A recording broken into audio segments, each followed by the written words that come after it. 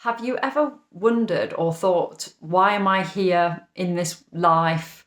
What's my mission? What's my purpose? How can I get that feeling in my bones that makes me want to get up every morning and do something? How can I get that drive?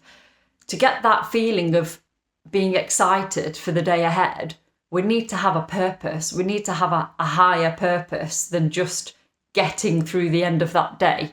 We need to have a sense of contributing back to society, humanity, and our purpose needs to be something greater than ourselves. So survival for a lot of people is a purpose, and it does, through force, make you get up and go to work.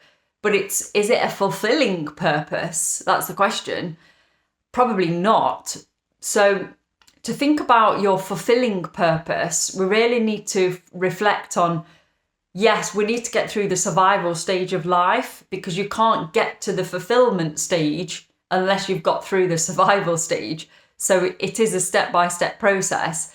But to get through the survival stage, it'll be quicker if you have something to aim for after that. So, instead of just paying the bills, what's your ambition? What's your soul, intention? What stamp do you want to put on humanity, and what legacy do you want to leave behind when you leave this world behind? Because knowing that will drive you and help you overcome all the challenges of the daily tasks, all the mundane things that you don't want to do, all the paperwork, paying bills, finding a new broadband provider, moving house, moving job. There's always just these mundane elements of life that you have to drag yourself through. But it's much easier if you have a sense of legacy that you want to leave and work towards that. Maybe you can only work on it for 2 hours a week, because that's the only spare time you've got. Even if you carve 2 hours a week out to feed that soul purpose, then that will give you more of a sense of a drive forward and a sense of purpose, even through all of the mundane things that you don't want to do. But how do you discover what that soul purpose is if you don't already know? Well, that itself is a process. You have to reflect and think about all the different qualities of yourself as a person. What do you enjoy? What do you do that makes you lose track of time? Who would you like to help if you had all the money in the world, and you could donate to a particular cause? What would that cause be? If you could just spend your days freely doing the things that you wanted to do physically, what would you be doing? Would you be drawn to gardening or walking or animals or working with children? So, and also think about your personal characteristics. What are your actual strengths? Are you good at running or cooking, or are you intellectual? Are you good at counselling? Are you good at teaching? Are you good at writing? So looking at the whole picture of who you are, and then putting together a mission statement.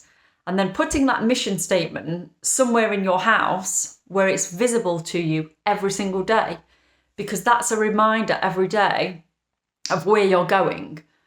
And that will help keep you on track as well with your decision making, because sometimes we make bad decisions, but we don't know that they're bad decisions because we don't have a benchmark of which to know what is a good decision and what is a bad decision if we don't really know where we're aiming to get to.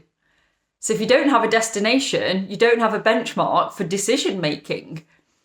So having that there is a guide for you on a daily basis and on a long-term basis for you to reach your soul purpose. So if you would like to discover what your soul purpose is, then join my workshop called Discover Your Life Purpose. And I will take you through all the steps that I've just talked about. We'll also create a portal. So again, I'm a very spiritual person, but I'm not a very woo-woo person. I'm actually very scientific. Portals might sound, oh, that's a bit woo-woo. Actually, portals are not woo-woo. They're there all the time. And I talk a lot about timelines and hopping timelines. Every time you choose a timeline, you're actually going through a portal. So what we're going to do in our session is we're going to create a portal. You're going to create your own portal, and you're going to have a plan of what life looks like on the other side of that portal.